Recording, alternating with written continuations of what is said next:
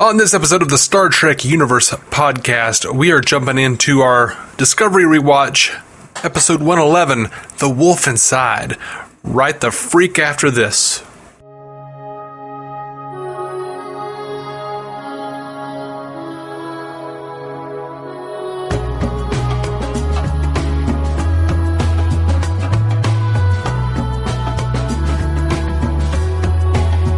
Welcome to the Star Trek Universe podcast. My name is Matthew Carroll.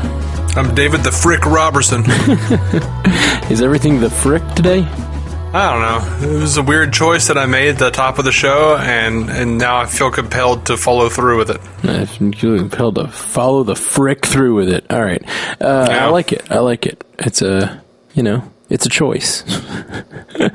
As so many things in life are. All right. This episode, The Wolf Inside, is that right? The Wolf Inside, yeah. Man, I think this is one of my favorite episodes.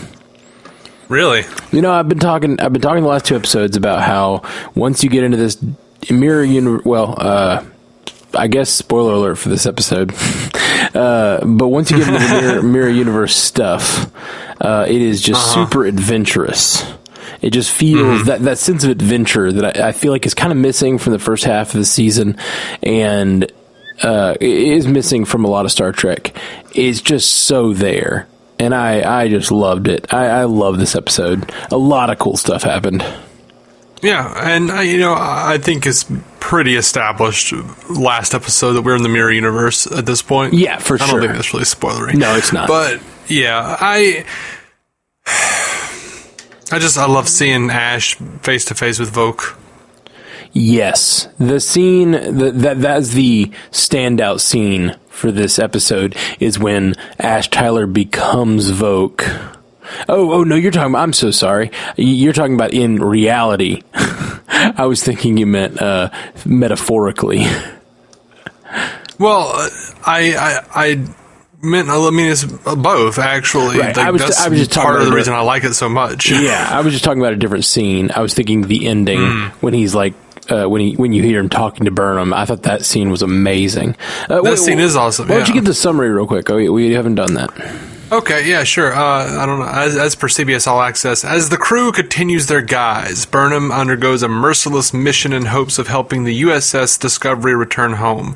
Tilly works on restoring Stamets' neurofunction.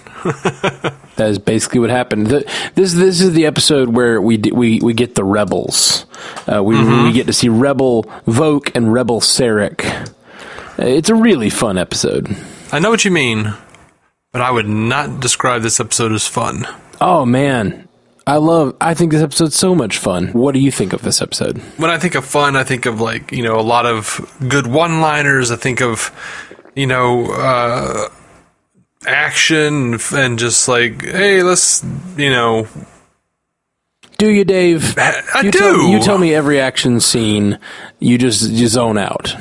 Not every action scene. You say as soon as you've told me that in the past, that as soon as action starts happening, you tend to zone out.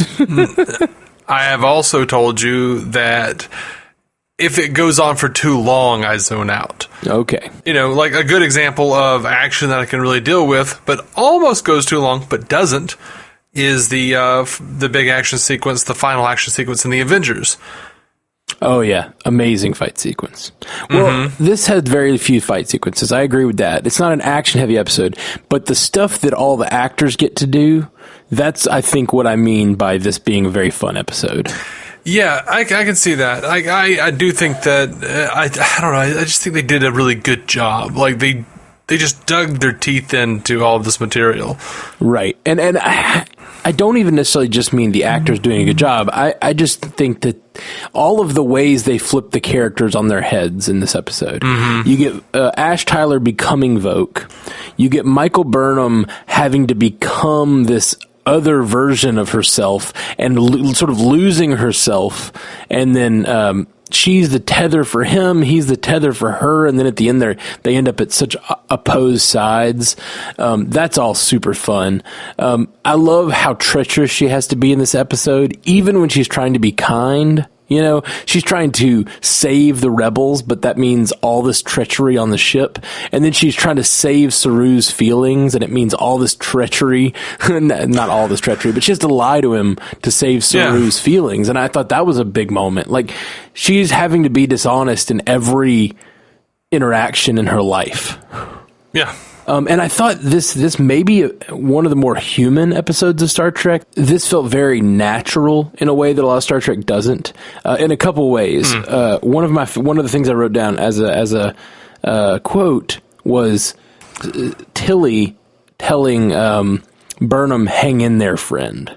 It's really just a human moment. Like, she's basically operating like the Uhura in the situation, where she's just like, I'm connected, and now I'm turning you over to, you know, who you're supposed to speak to. She's basically being a secretary in that moment because she has to pretend to be the captain.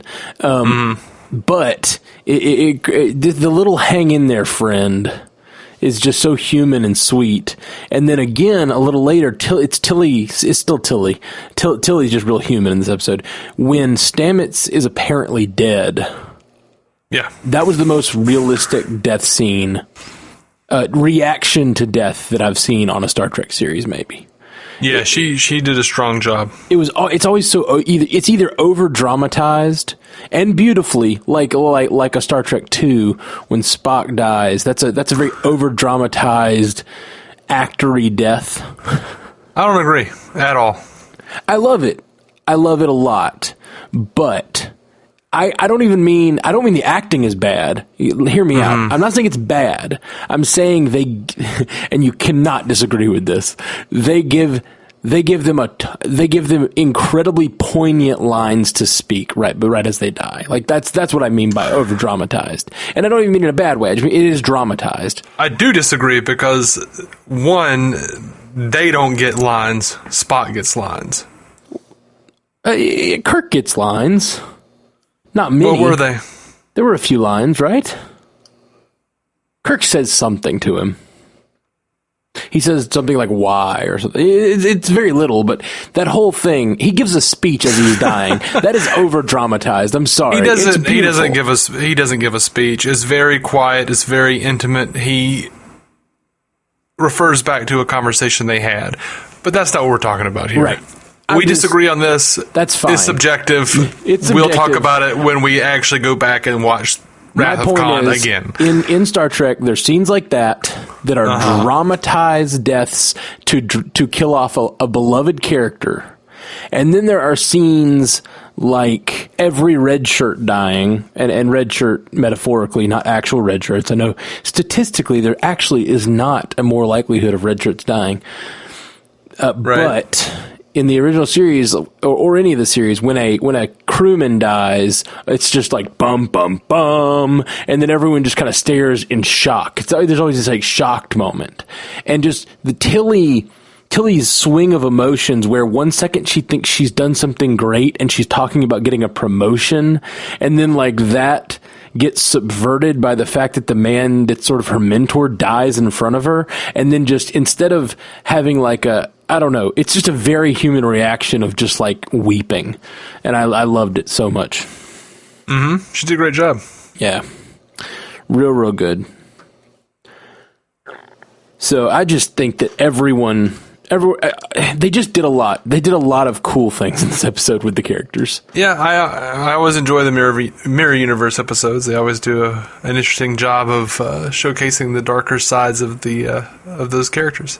Yeah, and juxtaposing the darker side of how this could have gone, and like Voq being a character in our universe, in the Prime universe, that is so, remain Klingon, and then he has to face with himself, as you said. And it's the exact antithesis of who he is, and he hates it. Oh man, that was real good. It absolutely was. I really enjoyed the Sarek connection, like Sarek sort of mind melding with himself because he's got part of his Katra inside of Burnham. I thought that was really cool. Yeah, I like that he didn't say anything about it either.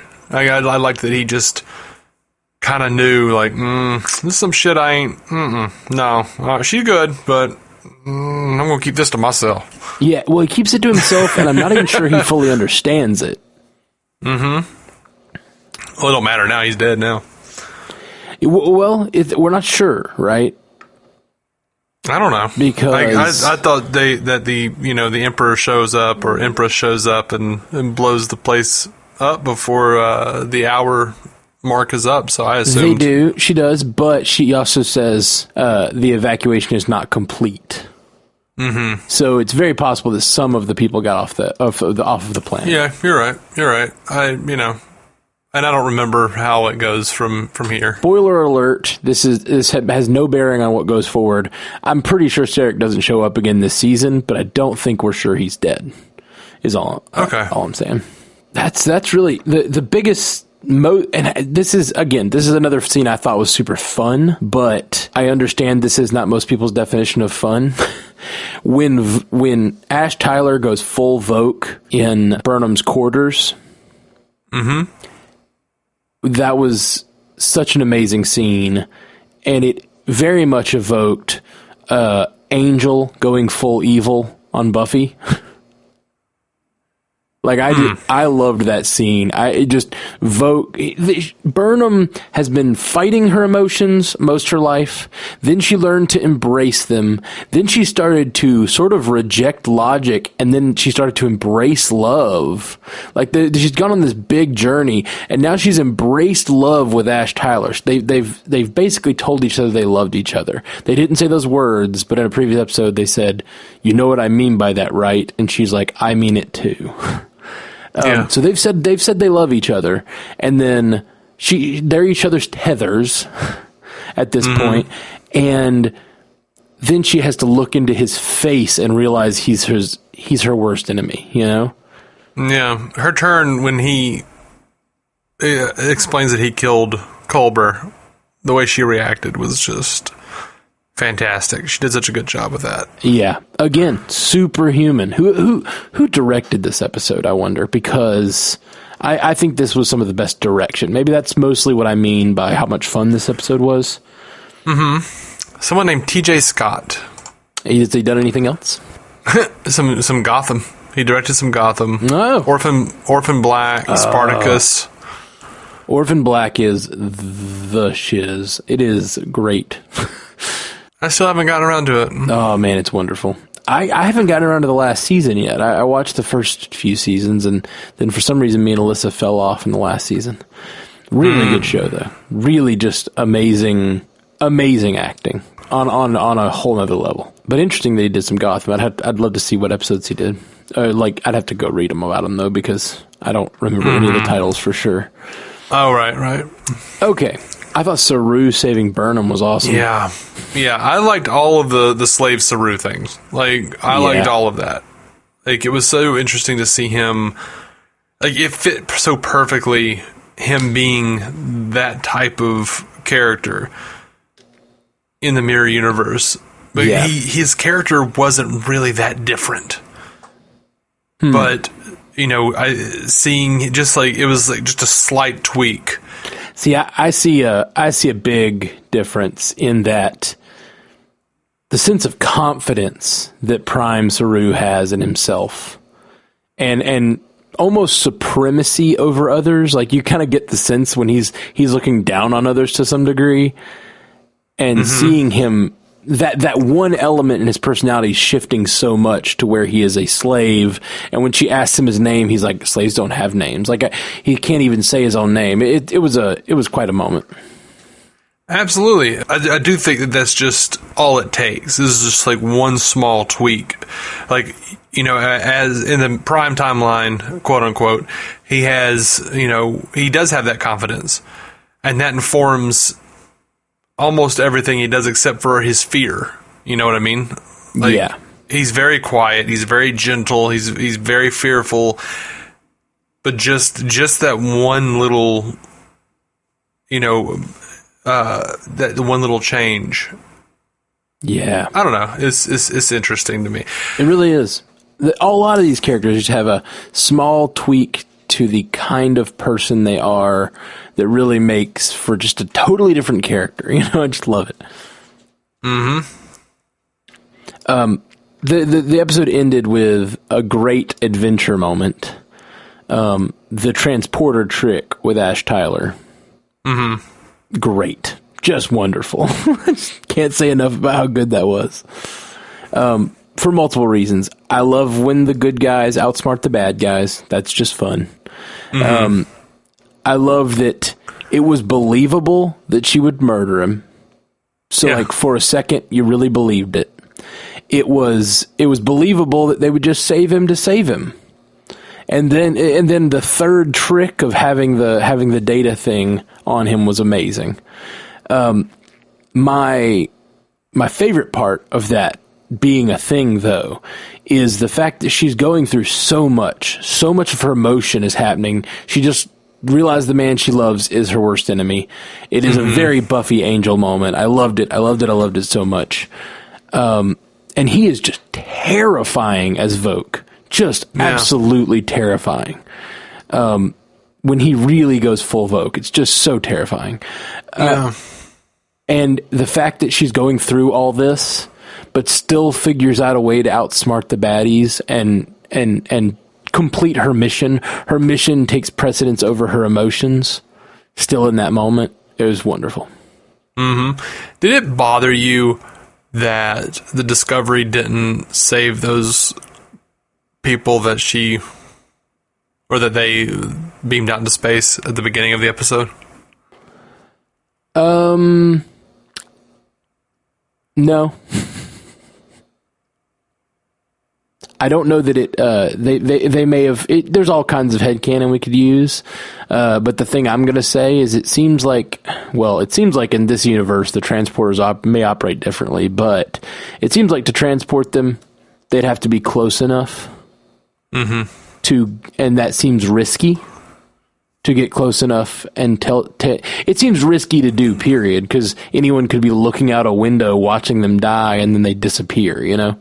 Yeah. It seems risky to do. Probably not worth it to save random Terrans, but probably worth it to complete their mission and save their universe. Mm-hmm. So to me, it just seemed like a risk-reward thing. They probably can't go around the universe saving every person who's a victim of the Empire. I got you. I just, seemed like something they would, try to do at least. Yeah, and who knows? It could be, they showed that at the beginning of the episode to set it up for later. Sure. And it could be that was the first execution she'd seen. And I think she had to have given them some sort of warning, because obviously Saru. So it's possible that she didn't even know what they were going to do. Right. Or wasn't expecting the execution to go down the way it did. And even though she's been reading about their culture, each ship could have its own way of execution, This could be Mirror Burnham's favorite way of executing people. Could the other captains do it differently? So there's all, who knows? There's just all kinds of headcanon around so it doesn't bother me. They left it open enough that it doesn't bother me. Okay. You got any cool quotes from this episode? I really only have a couple. I liked Captain Lorca when he says sometimes the end justifies terrible means. Really good line. I liked their entire conversation. Agreed. I love their chemistry. And I even though the voiceover, I guess it's a personal log of some sort, and I can't really get onto it because literally every Star Trek series has done it. But it just seemed a little weird. But I did really like the words, I liked her little log where she says, "I can't rest here. Not really. My eyes open and it's like waking from the worst nightmare I could imagine. Even the light is different. The cosmos has lost its brilliance." Like, I loved all of that. Every moment is a test. Can you bury your heart? Can you hide your decency? Can you continue to pretend to be one of them?